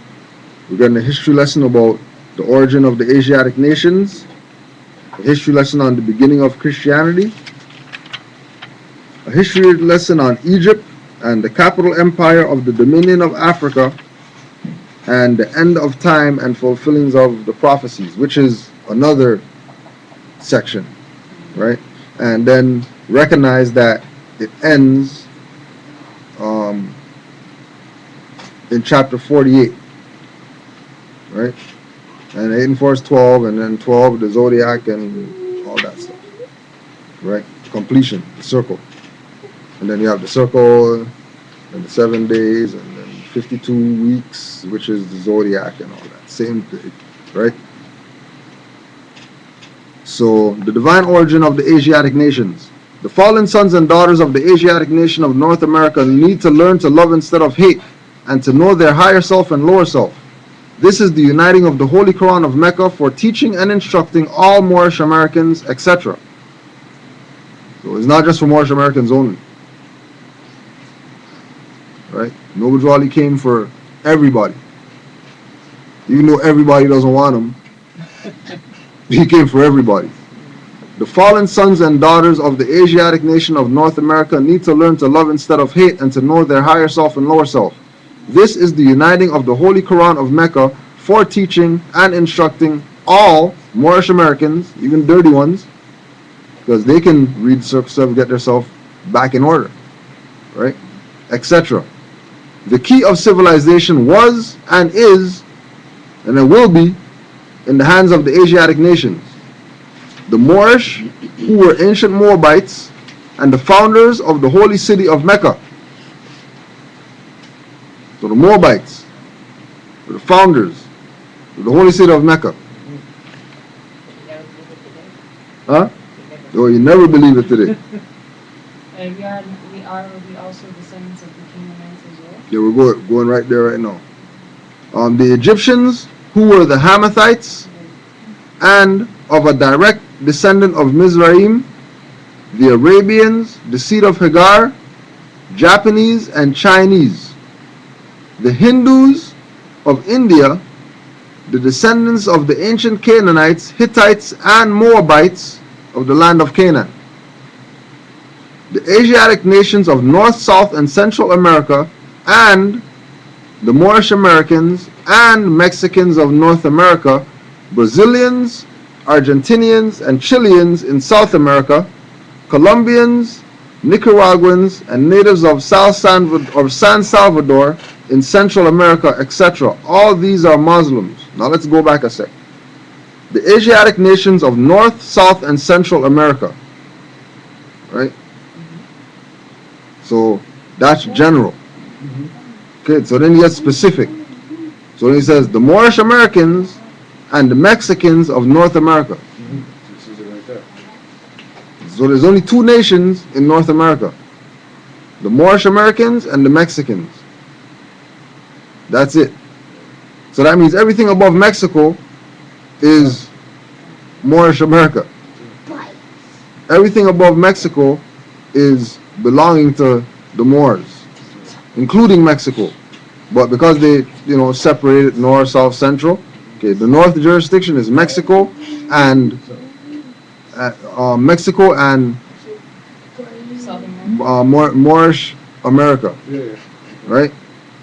Central America, the natives of San Salvador, Colombians, Nicaraguans, and South America, the Brazilians, Argentinians, Chileans, Peruvians, everybody else that's down there, right? All these are Muslims. The Turks are the true descendants of Hagar, who are the chief protectors of the Islamic creed of Mecca, beginning from Muhammad I, the founding of the uniting of Islam by the command of the great universal God Allah.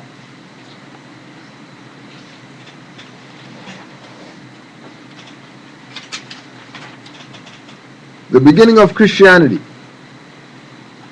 The foundation of Christianity began in Rome. The Roman nations founded the first church, of whom crucified Jesus of Nazareth for seeking to redeem his people from under the Roman yoke and law. Jesus himself was of the true blood of the ancient Canaanites and Moabites and the inhabitants of Africa.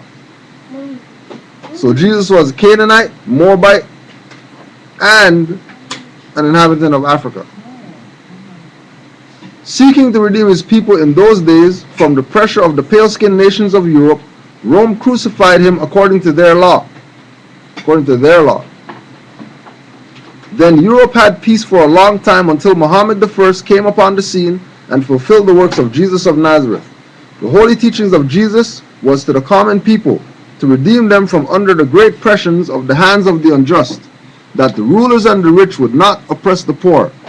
Also, that the lion and the lamb may lay down together, and neither would be harmed when morning came. These teachings were not accepted by the rulers, neither by the rich, because they loved the principles of the 10 Commandments. Through the 10 Commandments, the rulers and the rich live, while the poor suffer and die. The lamb is the poor people, the lion is the rulers and the rich. And through love, truth, peace, freedom, and justice, all men are one and equal to seek their own destiny, and to worship under their own vine and fig tree, after the principles of the holy and divine laws of their forefathers. All nations of the earth in these modern days are seeking peace, but there is but one true and divine way that peace may be obtained. In these days, it is through love, truth, peace, freedom, and justice, being taught universally to all nations in all lands. Right? So he laid it all down in the Holy Quran of the Moorish Science Temple of America, divinely prepared by the noble prophet Drew Ali, by the guiding of his father God Allah, the great God of the universe, to redeem man from his sinful and fallen stage of humanity back to the highest plane of life with his father God Allah. So don't let anybody try to tell you that Aquarian gospel is equal to this, because those, we can excerpt the 18 years of Jesus' life from the Holy Quran and still have something tangible to use, something tangible with power too, not just something, right? So we're just gonna wind it back, bring everything back around again to the start. Don't forget, from Superman to Man, J.A. Rogers. Right? Oh yeah, let's just opinions of leading thinkers from Superman to Man. The Brooklyn Eagle, from Superman to Man, is a vindication of the American Negro. Miss Z. Baber, University of Chicago. From Superman to Man is the best literature I have read on the subject. I am placing it on the required reading list for my classes.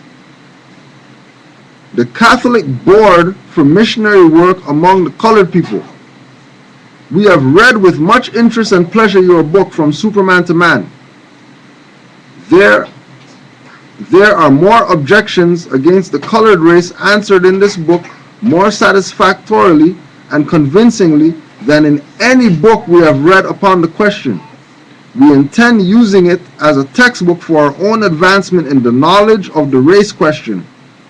Please send us 25 copies at once. The Negro World. This is the greatest book on the Negro we have ever read.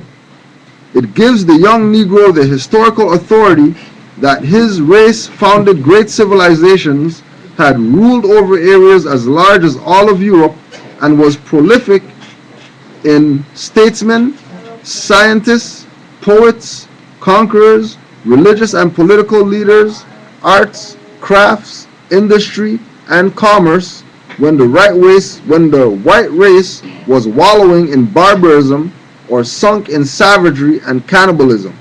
Do you mind if I interrupt you just for a second? Sure. I know you're reading the back of the book and all that, and I know you read just a little excerpt from it earlier, and the character Dixon, Yeah. who's, he mentions the Blackamoors. Mm. Does he refer to the people as Negroes in the book, or colored, or anything like that?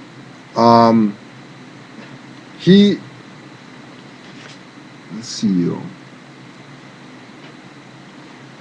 none of it is his words. Okay. He's always speaking from the perspective of quoting something. Okay. Quoting a book. I got you. Or something. So So nobody really knows what his perspective is of the people, kind of. You know But what I on mean? that one page, the page 50, Yeah, for example, yeah. we were talking about, he was doing, quoting something about the Blackamoors. The Blackamoors of Senegal. Right. Yeah. And it's just interesting because all these people who have this input on the back keep talking about the Negro. Right. You know what I mean? Right. And it's almost... Yeah. It's almost a hypocrisy. Yeah. Well, yeah, but yeah. you know, Yeah. Okay, so I just wanted to Yeah. put that out. Right. Yeah. Right. You know, and you know, again, it's not like Blackamoor is mentioned throughout the whole book or anything like that. You know, really, they're talking. You know, like the senator, like all he talks about is Negro. Right. He doesn't say nothing else but Negro. But there is a distinction in his mind between Negroes and these people with dark skin that look like Negroes of ancient times that did things. Yes. He doesn't compare. He doesn't equate the two. Yeah. He's saying, okay, well, something must be wrong with the Negro if, you know, the people of over here they have a science and they have a culture, and okay, so what's wrong with the Negro? Is what the senator keeps going back to. Okay, well, how come the Negro always acts inferior? Well, you know, the Blackamoors of Senegal, blah blah blah. Yeah, well, how come the Negro is right? So but it's a good read. Because he drops the amount of references and stuff like that he drops in this. Pardon? Who's that? Why, they say, what you said, why is the Negro, if we had scientists and all that before, why is the Negro over here like this? No, because he's talking with, like, the senator has a racist perspective. I know, Yeah. I gather that. Yeah. So that's all he's on. He doesn't care about who's smarter or what books he read or nothing like that. That's irrelevant. All he knows is, well, there's some Negroes where I'm from, and all those guys do is, you know, everything negative. You know, so what's wrong with those guys? You know, not wanting to put them in the same category as the prestigious people of ancient times, right? Which brings it to, you know, there's something specifically wrong with these people. This is why, you know, King Alfred Plan doesn't mention anybody other than blacks, whites, Hispanics, you know, Puerto Ricans or whatever, right? It doesn't go into ancient people. It's talking about these modern crazy people, whatever, you know, just like me and Jose Pimenta are talking, right? How come all these people in the world, you know, you go to Europe and they know about us over there, They know about us not being black and all that. You go anywhere in the world, they know about this. But for some reason, these people in North America, Caribbean islands, have this block in their mind. Shit. They ain't going up there to kiss you on your cheek, nigga, and give you a rose and shit and flowers, nigga.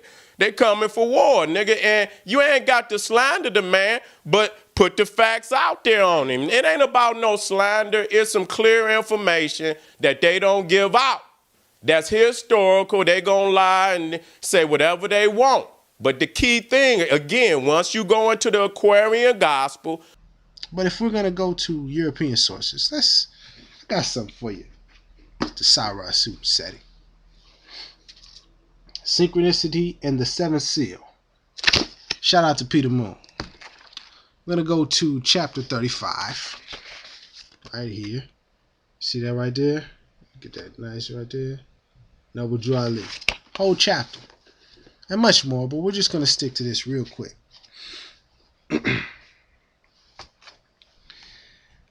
After reading Peter Wilson's Sacred Drift, I was a bit astonished to find out independently that Drew Ali was not only a real character in our history, who not only appeared in the newspapers of his time, but has a substantial FBI file, the entirety of which has not been released to the public at this time. In fact, he was doggedly scrutinized by J. Edgar Hoover's FBI during the Roaring Twenties. And then we're going to read a little bit further. It is not surprising that he has been obscured and forgotten by most European historians, but it is even more alarming that the majority of his fellow African Americans, Moorish Americans, are equally ignorant,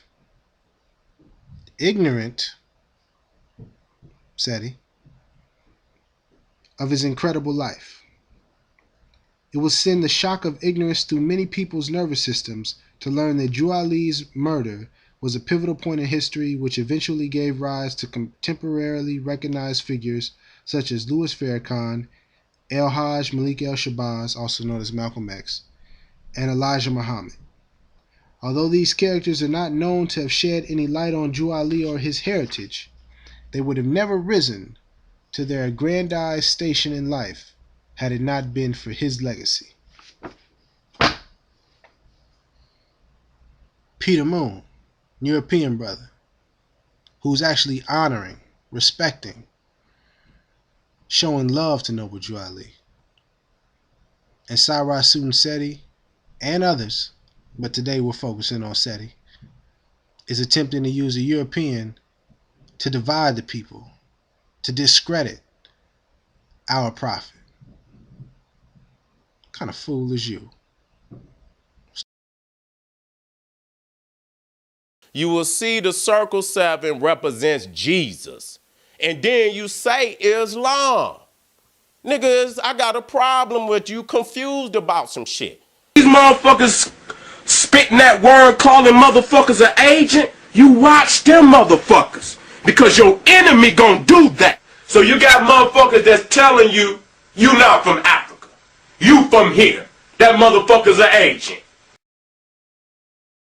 That's why the true Muslim call you niggas clowns, occultists, or whatever they want. You're not a true Muslim. You don't practice, and neither am I. But I know the tenets of Islam. You see what I'm saying? And you're not practicing any of them, but you say Islam, okay? And so you got Jesus on the cover of your book, and you flagrantly, got 3-4 other religions in there. Hinduism, they got Hinduism in there. They into Hinduism. You see Noble Drew Ali in his Swami suits.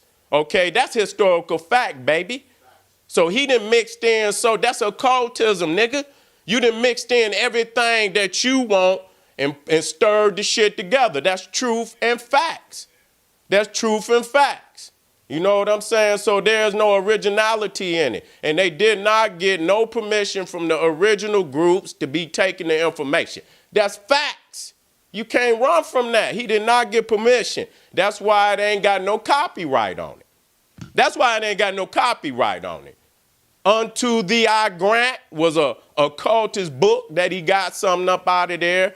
The Alhambra by the other white boy, he took something up. I put the shit side by side.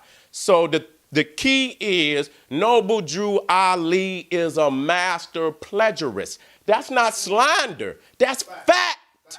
Because you done pinpointed the original book. Now, dude, how I got there, you say, well, he prepared it.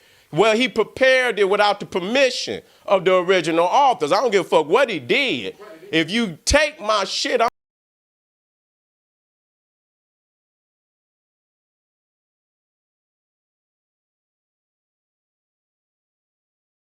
don't give a fuck. They put it, you cannot use it in no books, no this. They put the whole shit up there. So y'all keep talking law and y'all see that's a flagrant disrespect of law.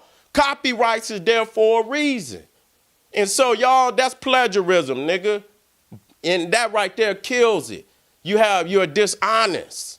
You're dishonest. You stealing other people's shit, preparing it and having people believing that you was the author. And if I had not went behind and showed the people the original books, that's what they would have believed. And y'all got away with that. But then when we put that shit up in your face, you want to say he prepared it. That's bullshit. You busted, nigga.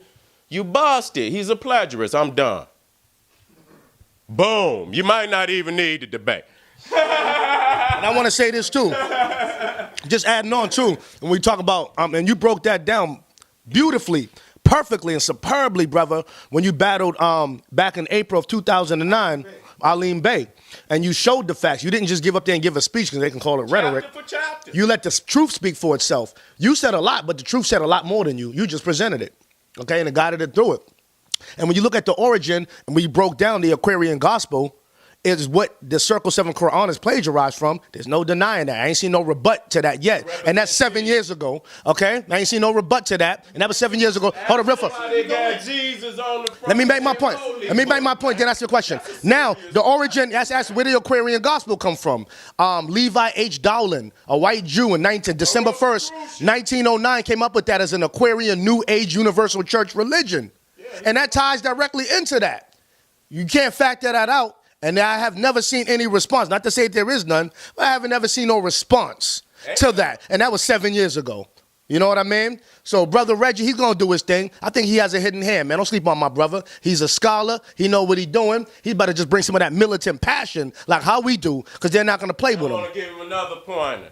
You know, you don't have to just repeat, but the key shit that you know that are daggers that you throw in their ass to remind them of the facts, you throw them motherfuckers in their ass and add the other shit on top of it. Chinese, Japanese, the little bean eating ass Mexican, Taco Bell eating ass Mexican, he's your enemy.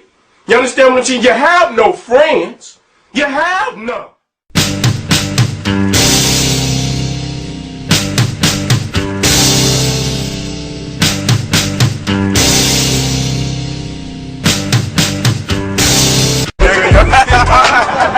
One love, we man. shall see. One love. One love. One love. That they ain't gonna even be able to touch that because they gonna be too busy fucked up with the first shit. Because that's so devastating. So when you go into the sovereignty shit, that's just extra shit. But this shit gonna pull their ass from the root. This gonna pull them out from the root when you go to the original founder, man. You got to go to the heart of the beast, man, and conquer it. And then once you conquer the heart, you conquer the whole body, nigga. It's over. Ain't no sense of arguing about that first. Because we know that shit. We already could see. You could put a couple, 2, 3, 4 videos up to show where, yeah, they might have one nigga go in there and talk the shit, but how 5, 6, 7, 8 niggas, motherfucker judge don't want to hear shit about. So that's like rolling dice, nigga. That ain't no core shit, and y'all know it ain't. Because we should see you motherfuckers going in and out, and that's not the facts. Y'all niggas going in there with some of that shit, and whether you You say the nigga didn't know it well enough? No, he represent you. Any motherfucker to fail, you just gonna disown the motherfucker off jump. So you don't have to take, because the fall for, for everything that's happening. You see, oh, well, he didn't know the shit right. You know what I'm saying? That's what they always go, he didn't do this. He didn't, well, bitch, why you didn't tell the nigga? Right. They say every time it's time to go see the motherfucker, it's just them up there. You know what I'm saying? And they don't know what the fuck to say. So it's a con game. It's been going on. White boys was doing it first. Niggas got it from the white boys. They say the militia motherfuckers white boys was using that shit. And they still using that shit. You see, so they the one hip these niggas to this shit. Oh, I might have said too much.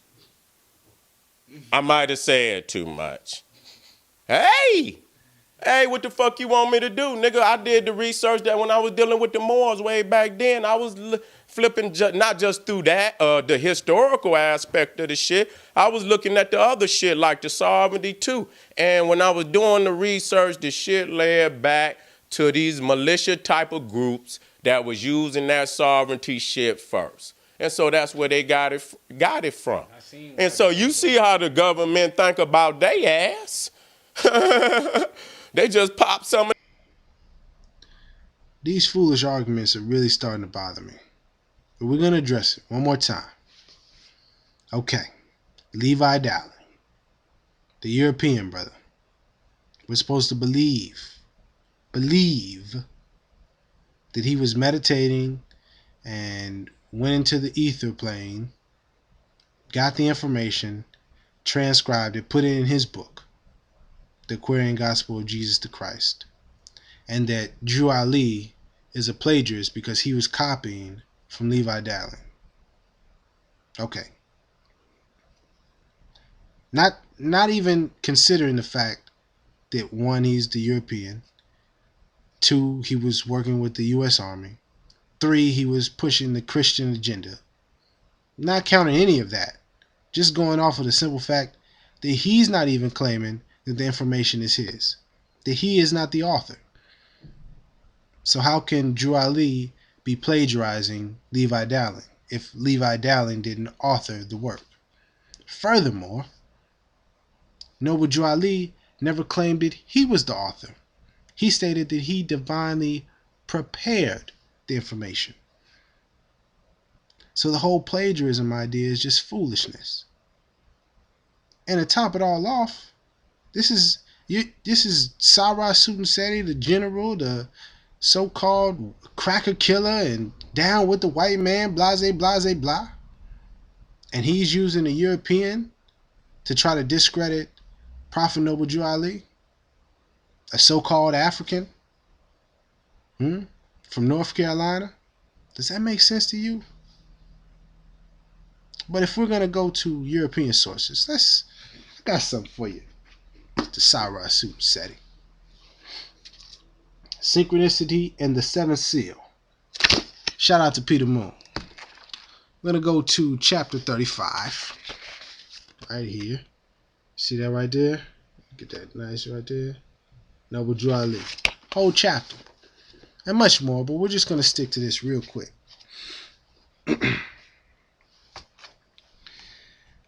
After reading Peter Wilson's Sacred Drift, I was a bit astonished to find out independently that Drew Ali was not only a real character in our history, who not only appeared in the newspapers of his time, but has a substantial FBI file, the entirety of which has not been released to the public at this time. In fact, he was doggedly scrutinized by J. Edgar Hoover's FBI during the Roaring Twenties. And then we're going to read a little bit further. It is not surprising that he has been obscured and forgotten by most European historians, but it is even more alarming that the majority of his fellow African Americans, Moorish Americans, are equally ignorant, Seti, of his incredible life. It will send the shock of ignorance through many people's nervous systems to learn that Drew Ali's murder was a pivotal point in history which eventually gave rise to contemporarily recognized figures such as Louis Farrakhan, El Hajj Malik El Shabazz, also known as Malcolm X, and Elijah Muhammad. Although these characters are not known to have shed any light on Jew Ali or his heritage, they would have never risen to their aggrandized station in life had it not been for his legacy.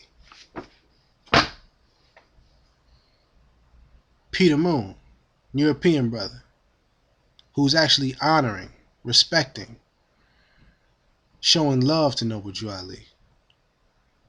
And Cyrus Seti and others, but today we're focusing on Seti, is attempting to use a European to divide the people, to discredit our prophet. What kind of fool is you? Nigga, cause you know the world about to be watching your ass. See, it ain't that you ain't built like that, nigga. You ain't built to get in front of niggas like that, cause you ain't got shit up here, nigga, to say. That's really what it is, you know what I'm saying? So when you see real niggas getting up here, this shit is like any fucking sport, nigga.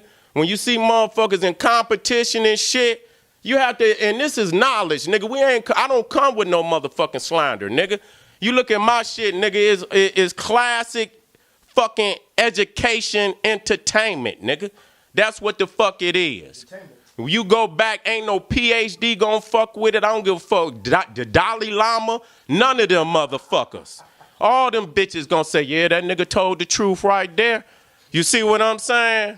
And so, nigga, hey, Reggie, don't be long-winded with these niggas, man. Throw them daggers in their chest. Go straight at the author of that science. That would be totally. I don't think you would do that. If you're going to deal with the Moors, then deal with Noble Jew Ali. Deal with the fact that he's a plagiarist and that they broke the law, taken from other people's books that they did not get permission from. That right there shows a disingenuous organization. I'm done.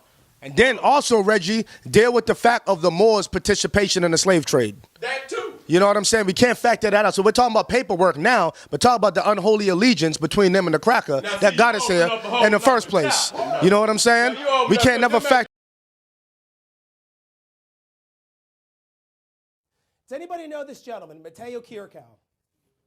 Raise your hand if you know Mateo Kirkau. Mateo Kirkau, and by the way, you're not strange. I've done this presentation all over the country. Nobody has ever heard of Mateo Kirkau. I will explain to you why this is profound. Mateo Kirkau was a Marxist dictator of a country in Africa called Dahomey. In about 1979, 1980, he left that post, but in the early 1990s, he converted to Christianity, and in 1996, he was democratically elected president of the new country. They renamed the country called Benin, Africa. There's Benin, Africa. Now, in 1999, Mateo Kirkau, as president of Benin, Africa, came to the United States of America to do three things. The first thing is to apologize. The second is to seek forgiveness. And the third thing is to seek reconciliation for his country's participation in the African slave trade. Did anybody hear about that? Ladies and gentlemen, this is the head of state of an African nation who came to the United States of America to apologize for his country's export of 3 million of their own people in the African slave trade, and nobody in the United States of America has heard about it. How could that be? I'll make it even more profound. In 2003, he sent a delegation to tour the United States, churches and schools, to do the exact same thing, to apologize, seek forgiveness and reconciliation for his country's participation in the African slave trade. This is what they said. In the name of the government of the people of Benin, on behalf of President Mateo Kirkau, I say to you all, we are sorry. We are deeply, deeply sorry. President Kirkau knows the damage on our side that came from slavery. He knows how this robbed our own society at home, how it turned us against each other, and we believe it is easy to say that those other people did it, but we also believe that if we were not helping them, if we did not assist them, if we did not play a role in it, it would not have happened. Do you think this might have some impact on race relations in the United States of America? Yeah. Ladies and gentlemen, slavery, race, racism, white guilt, political correctness has never been an issue of black versus white. It has always been an issue of good versus evil. It has always been an issue of good versus evil. The key is for us to come together on the side of good, not black versus white, to come together on the side of good so that we can collectively fight evil. These gentlemen came over here to seek that reconciliation so that they could better their own country. And the United States of America ignored them. The forces, ladies and gentlemen, as I said, are freedom versus control. The forces of control kept this information muted enough that we have forgotten that they ever came to America. This is what we're dealing with, guys. This is what we're fighting.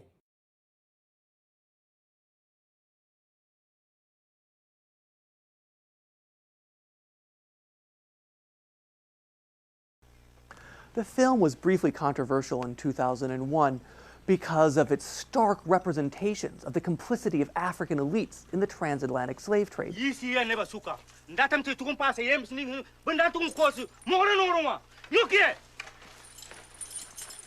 But the notion that somehow African elites were innocent in the slave trade depends on a far more pernicious myth, the myth of a weak Africa. When Americans speak of or think about the slave trade and slavery in the New World, they often do so as if the slave trade was a representation of African weakness, emerged because of African weakness. But if we step back and think about the transatlantic slave trade within its global context, it's more obvious that the slave trade and New World slavery occurred precisely because Africa was strong, not because she was weak.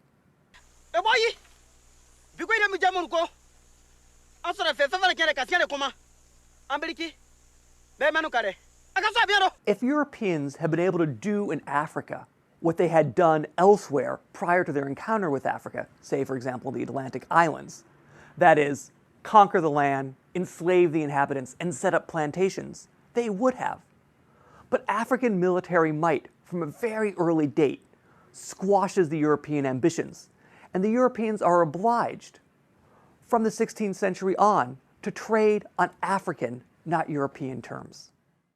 The manner in which European slave traders had to conduct their business in human flesh on terms set by the African elite themselves is visible in this page from the captain's log of the slaving ship the Sally.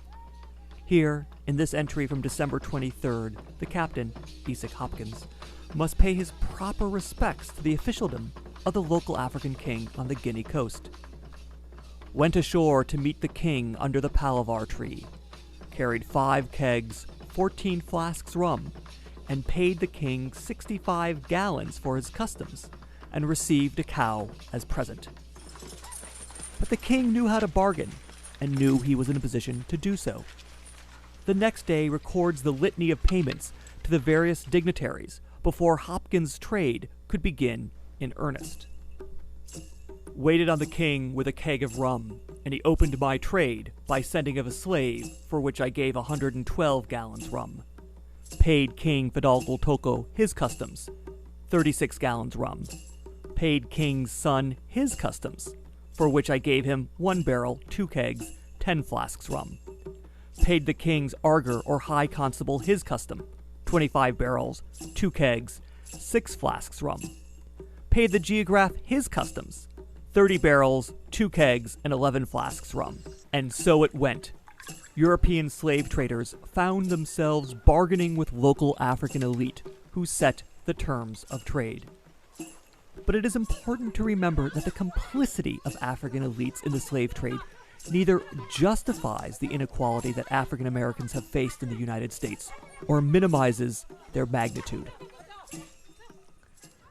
But if the Europeans were practicing a form of transcontinental arbitrage, buying cowries cheap in India and selling them dear in Africa, so too were the African elites. Male enslaved Africans fetched a far higher price in the New World than they did in Africa itself. And so it made economic sense then when King Agaja, who ruled the Dahomey Empire in the first third of the 18th century, decided to have an all-female army. Male captives in an army would have been a far more expensive proposition. This all-female warrior caste then becomes a dynastic tradition that persists in Dahomey until the late 19th century. And in fact, those female warriors almost beat the French in 1894. But if we speculate that the film is set in the Dahomey Kingdom in the late 17th or early 18th centuries, the film actually represents a curious mix of accuracies and inaccuracies. In the film, the king's palace is a rather simple affair. But what we know of the Dahomey Kingdom is the king's palace was actually a very complex setup. In fact, a complex setup that mirrored the complexity of the society itself. Take, for example, 19th century drawings from travelers' accounts of the Dahomey Kingdom. They reveal an elaborate wall enclosure 30, 40 feet high with a sophisticated gate system, one for the king, one for the commoners. I think the film is important for American audiences because it represents an African meditation upon the transatlantic slave trade.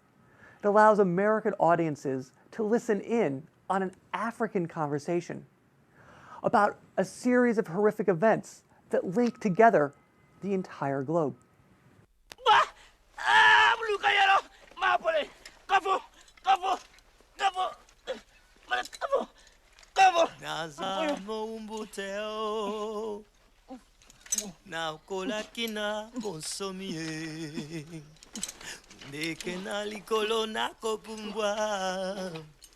Lelo na komi lokola nyama na motambo mawai.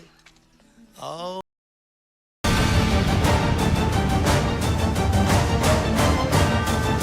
An Adunga man is an African king who destroys villages and cultures in Africa.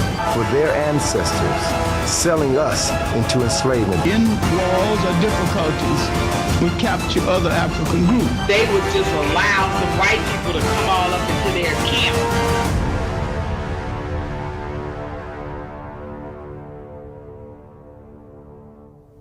You ever heard of an Adunga man? No. An Adunga man, check this out, is an African king. Now this is an African word. Adunga man, ain't come from over here. Ain't come from the white man. An Adunga man is an African king who destroys villages and cultures in Africa, enslave the people, and sell them to the white man knowing what the fuck the white man gonna do. That's an Adunga man. That's Al Sharpton. That's Jesse Jackson. That's all them Negro motherfuckers that's telling you, don't fight, don't riot, just be chill and march. You ain't no army, but you marching. Those are Adunga men, okay? Mm-hmm. Because those Adunga men not only sold slaves to Europeans, but to Moors. The Moors treated the slaves with some favoritism, but the European went in on the torture. Mm-hmm. Okay? So a lot of people don't know that. You hear people say, even hear some Africans say, oh, there wasn't no Africans enslaving people and we didn't have that sophistication. Right. Bullshit. Right.